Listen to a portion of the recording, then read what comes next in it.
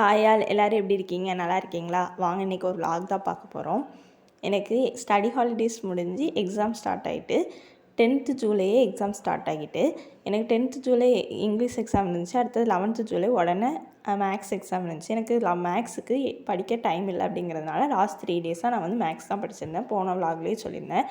நீங்கள் போன விலாக் பார்க்கலன்னா நான் டிஸ்கிரிப்ஷனில் லிங்க் கொடுக்குறேன், பாருங்கள் மறக்காமல். அதுக்கப்புறம் நான் வந்து இங்கிலீஷ் எக்ஸாமுக்காக ஃபஸ்ட் எக்ஸாமுங்கிறதுனால ஃபஸ்ட்டு ஹால் டிக்கெட் அதுக்கப்புறம் எல்லாத்தையும் ரெடி பண்ணி வச்சுக்கணுங்கிறதுக்காக பேக் ரெடி பண்ண ஸ்டார்ட் பண்ணிட்டேன். நைட்டே ஸ்டார்ட் பண்ணிட்டேன். இங்கிலீஷ் கொஞ்சம் ரீட் பண்ணால் போதும் அப்படின்னு சொல்லிட்டு காசுலாம் எடுத்து வச்சுட்டேன். அதுக்கப்புறம் ஹால் டிக்கெட் கரெக்டாக இருக்கான்னு பார்த்துட்டேன். பென்னெல்லாம் எடுத்து வச்சுட்டேன். ஐடி கார்டு எடுத்து வைக்கணும் ஃபஸ்ட்டு கம்பல்சரியாக.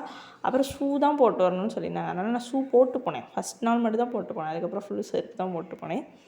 அதுக்கப்புறம் ஹால் டிக்கெட் இருக்கான்னு பார்த்துட்டேன். அதுக்கப்புறம் ஐடி கார்டு இருக்கான்னு பார்த்துட்டேன். அதுக்கப்புறம் காசு எடுத்து வச்சுக்கிட்டேன். அப்புறம் பென்னெல்லாம் வாங்கிட்டு வந்து எடுத்து வச்சாச்சு. ஸ்கேலும் எடுத்து வச்சாச்சு. இந்த 3 பேப்பர் என்னென்னா என்னோடய இன்டர்னல் மார்க்ஸ் திடீர்னு கேட்டுட்டாங்க. வீட்டுக்கு அனுப்பி வச்சுருந்தாங்க. அந்த இன்டர்னல் மார்க்ஸ் திடீர்னு கேட்டுட்டாங்க அப்படின்னா என்ன பண்ணேன் அப்படின்னு சொல்லி நான் அதை எடுத்து வச்சுருந்தேன். அடுத்தது நைட் வந்தோடனே ஒரு 6 o'clock அப்புறம் நைட் தூங்கிட்டேன் மத்தியானம். அதுக்கப்புறம் நைட் வந்தோடனே ஒரு 6 o'clock போல் தான் திருப்பி படிக்க ஸ்டார்ட் பண்ணேன். மேக்ஸ் படிக்க ஸ்டார்ட் பண்ணிட்டேன். அப்போ வீடியோ எடுக்க எனக்கு டைமே இல்லை. இது வந்து மார்னிங் எடுத்த வீடியோ தான். எல்லாத்தையும் எடுத்து ரெடி பண்ணி வச்சுட்டு நம்ம வந்து குளிச்சுட்டு வந்து திருப்பி பேக்கில் வச்சுட்டு போகிறது கரெக்டாக இருக்குங்கிறதுக்காக எல்லாத்தையும் ரெடி பண்ணி வச்சுட்டேன். அதுக்கப்புறம் குளிச்சுட்டு வந்து எல்லாத்தையும் ரெடி பண்ணி வைக்கணும்ல, அப்போ தானே பேக்கில் வச்சுட்டு சீக்கிரம் கிளம்ப முடியும். அதனால் எல்லாத்தையும் செக் பண்ணிவிட்டு ஒரு வாட்டி ஹால் டிக்கெட் இருக்கா, பென்னெல்லாம் இருக்கா அப்படின்னு ஒரு வாட்டி செக் பண்ணிவிட்டு ரெடியாக ஸ்டார்ட் பண்ணிட்டேன். கால்குலேட்டர் ரொம்ப முக்கியமான ஒன்று, அதை எடுத்து வச்சுட்டேன். மேக்ஸு ஓரளவு பண்ணியிருக்கேன். இங்கிலீஷ் வந்து கொஞ்சம் சுமாராக பண்ணியிருக்கேன்.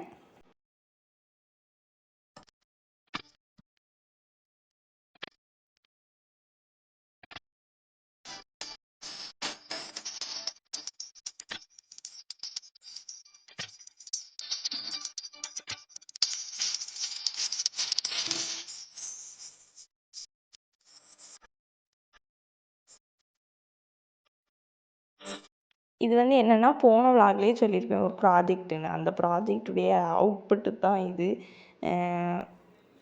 மரம்லாம் எடுத்து வச்சுருந்தேன். அதுக்கப்புறம் வீடெலாம் செஞ்சு வச்சுருந்தேன் எங்கள் அக்கா. அதெல்லாம் சும்மா ஒரு வீடியோ எடுத்து வச்சுருந்தேன். அதுக்கப்புறம் நான் எக்ஸாம் முடிச்சுட்டு வந்ததுக்கப்புறம் நான் பால்கோவா கேட்டேங்கிறதுனால எங்கள் அம்மா பால்கோவா பண்ணி தந்தாங்க. இங்கிலீஷ் எக்ஸாம் பண்ணிவிட்டு வந்து நான் எப்படி எழுதுனேன்னு பார்க்கவே இல்லை. ஸோ அதனால் அதை வந்து செக் பண்ணிகிட்டு இருந்தேன் எப்படி எழுதுனேன்னு. அப்போ தான் எனக்கு தெரிஞ்சு கொஞ்சம் சுமாராக பண்ணியிருக்கோம் அப்படின்னு. கிராமர் எப்போவுமே நமக்கு வந்து வராது ஒழுங்காக, அதை எப்படியோ பண்ணி வச்சுருக்கேன். அடுத்து மேக்ஸும் ஓரளவு பண்ணியிருக்கேன். இங்கிலீஷை பொறுத்தவரை கிராமர் வந்து நல்லா தெரிஞ்சிருந்தால் நல்ல மார்க் எடுக்கலாம். நான் இங்கிலீஷில் வந்து கிராமர் வந்து கொஞ்சம் பார்த்து வச்சுருந்தேன். மாடல் வேர்ப்ஸு, ரிலேட்டிவ் கிளாஸ் இந்த மாதிரி தான் கேட்டிருப்பாங்க. அதுக்கப்புறம் இந்த காம்ப்ரிஹென்ஷன் எல்லா இடத்துலையுமே காம்ப்ரிஹென்ஷன் வந்து ரொம்ப சிம்பிளாக இருக்கும். ஆனால் இந்த காம்ப்ரிஹென்ஷன் வந்து அதில் இருக்கிற ஆன்சரே இல்லை. அந்த பேராகிராஃப்குள்ளே இந்த கொஸ்டின் கேட்டிருக்கிறதுக்கு ஆன்சர் இருக்குல்ல, அது இல்லவே இல்லை. ரொம்ப வந்து உள்ளேருந்து கேட்ட மாதிரி இருந்துச்சு. ரொம்ப கொஞ்சம் டஃப்பாக தான் இருந்துச்சு. இதில் வந்து 10 கொஸ்டின் கேட்டிருந்தாங்க. இந்த 10 கொஷின் கேட்டு அதுக்கப்புறம் மீனிங்ஸ் மாதிரி 2-3 வேர்ட்ஸுக்கு கொடுத்து கேட்டிருந்தாங்க. அதுவுமே நமக்கு மீனிங்ஸ் வந்து அவ்வளோவா தெரியாதுல்ல. சில வேர்ட்ஸுக்கெலாம் ரொம்ப மீனிங்ஃபுல்லாக இருக்கும். சில வேர்ட்ஸ்லாம் ரொம்ப இடியம்ஸ் மாதிரி இருக்கும், அதெல்லாம் தெரியாதுல்ல. அந்த மாதிரி வேர்ட்ஸ்லாம் கேட்டிருந்தாங்க. அதுக்கப்புறம் சும்மா நார்மலாக அந்த டாபிக்ஸ்குள்ளே இருக்கிற அந்த சிலபஸ்க்குள்ளே இருக்கிற கொஷின்ஸ் தான் கேட்டிருந்தாங்க. அது எழுதியாச்சு எப்படியோ. அதுக்கப்புறம் என்ன எக்ஸாம்னால் மேக்ஸ். அந்த மேக்ஸையும் சேர்த்து பார்த்துருவோம் அப்படின்னு சொல்லி மேக்ஸ் பார்த்துட்டு இருந்தேன். மேக்ஸில் வந்து 2 மார்க்ஸ்லாம் ஓரளவு கம்பேரிட்டிவ்லி அந்த இங்கிலீஷை பார்க்கும்போது, இங்கிலீஷில் கிராமரை பார்க்கும்போது இது வந்து கொஞ்சம் ஈஸியாக தான் இருந்துச்சு. சம்ஸ் கேட்டிருந்தாங்க, கொஞ்சம் தியரி கொஸ்டின்ஸ் மாதிரி கேட்டிருந்தாங்க, எழுதிட்டேன். 16 மார்க்ஸில் ஒரு கொஷின் எழுதுறதுக்கு 1 hour அப்புறம் ஒரு 1/2 an hour ஆச்சு அந்த கொஷினை செஞ்சு முடிக்க. கடைசியில் ஆன்சர் கரெக்டாக தான் எழுதியிருக்கேன்னு நினைக்கிறேன். ஒன்றில் மட்டும் தப்பு விட்ருந்தேன்.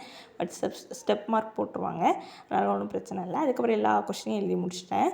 அதுக்கப்புறம் ஒரே ஒரு கொஷின், இந்த கொஷின் எதுக்கு நான் இது பண்ணுறேன்னா, அந்த கொஷின் வந்து பாதி செஞ்சுக்கிட்டு இருக்கும் போதே பேப்பரை கொடுத்துட்டு போக சொல்லிட்டாங்க. அதனால் பாதி செஞ்சு வச்சுட்டு அப்படியே வந்துட்டேன். அதனால தான் அதை வந்து காமிச்சிருக்கேன் அப்படி. அதுக்கப்புறம் இந்த கொஷின்ஸ்லாம் வந்து இதில் வந்து இந்த 2 கொஷின் எழுதினேன். அது ஆன்சர் கரெக்டாக என்னன்னு தெரியல. இதில் வந்து ஒரு கொஷினில் ஃபார்முலா வச்சுருந்தேன். அந்த ஃபார்முலா வச்சு அப்ளை பண்ணி செம்ம செஞ்சு முடிச்சாச்சு. அவ்வளோதான் காய்ஸ், பாய். இன்னொரு விலாகில் பார்க்கலாம். தேங்க்யூ ஃபார் வாட்சிங்.